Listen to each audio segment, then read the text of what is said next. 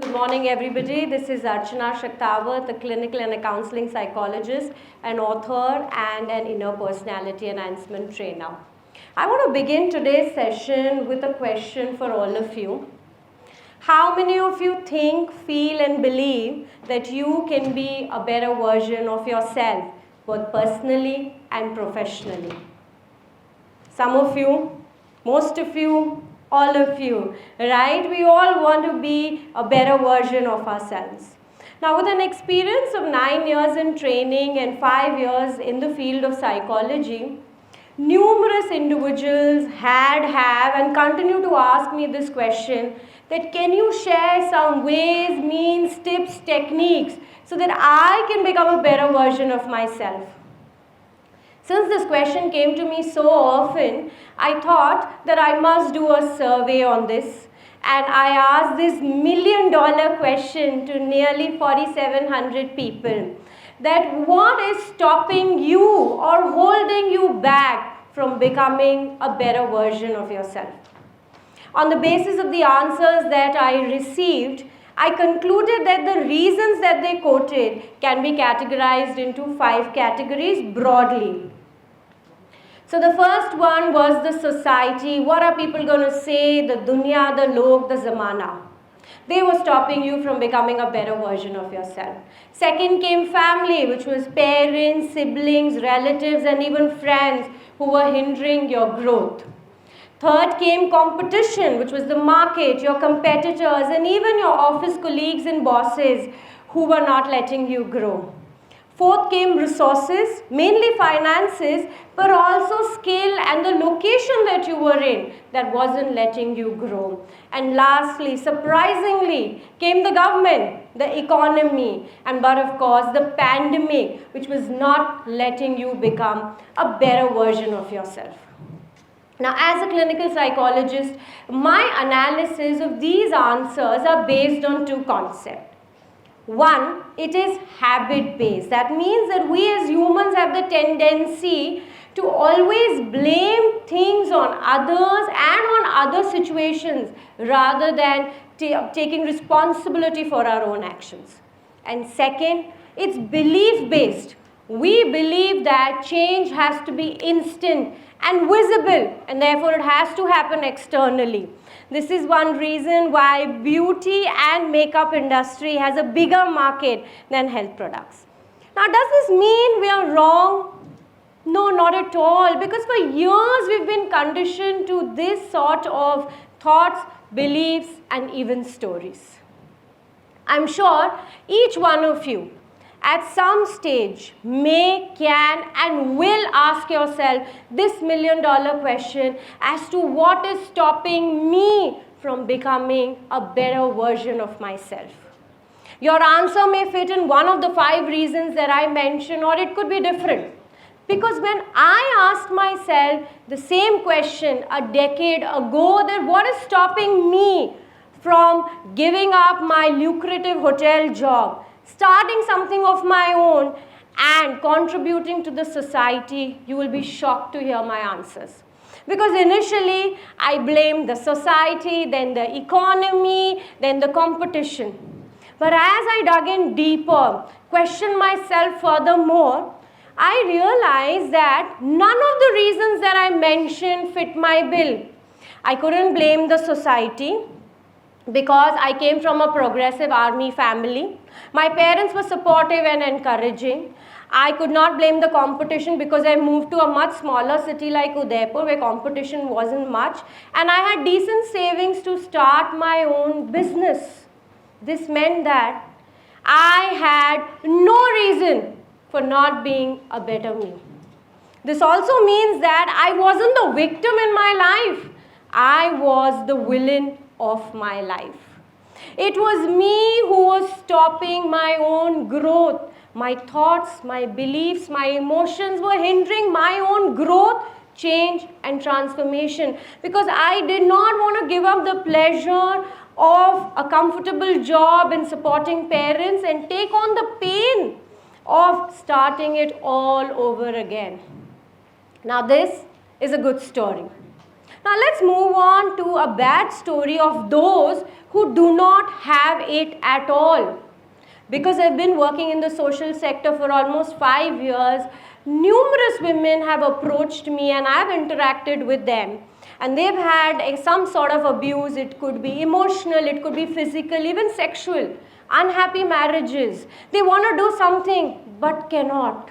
And when I ask them the same question, that what is holding them back from changing their situation or stopping them from ending the suffering that they are going through, initially, they also mentioned one of the reasons that I had said in the beginning. But as I asked them more questions, I asked them to give proof to the answers that they gave me.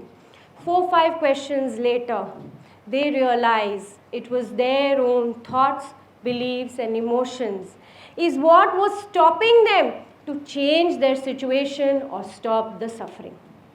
Because the pain that they were going through right now seemed far more bearable and also less in comparison to the pain that they would have to go through once they brought in the change.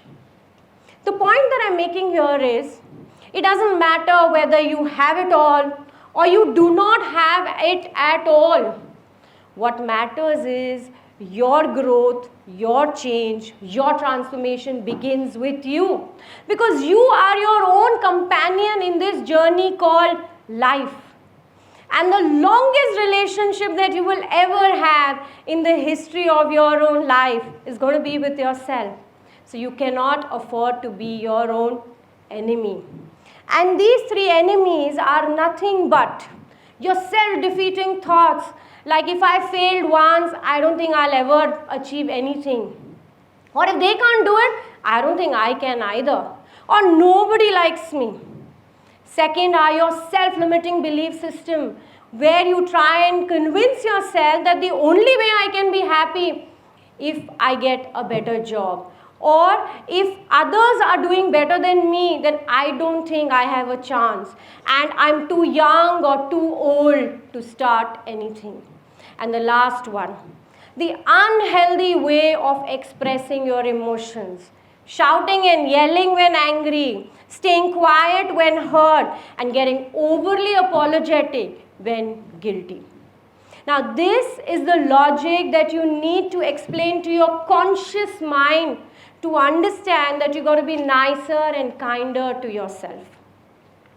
Because the external factors affect us far less than our own internal beliefs, thoughts, and emotions in our journey of transformation. The conscious mind, which is 5% of your brain, and the watchman and the guard understands only logics and reasons.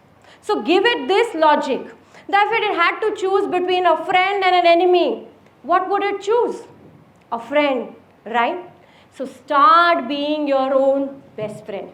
Now, as a psychologist, I wanted to explain this concept to you of making your conscious brain understand.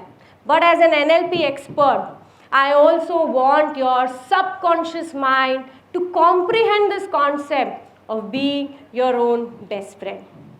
Now, subconscious mind is 95% of your brain, and it doesn't judge you, but it understands through pictures, through sound, through feelings, and even stories. So I want you to imagine and visualize that you're either Jack or Jill, anyone, because you're going up the hill all alone to fetch a pail of water.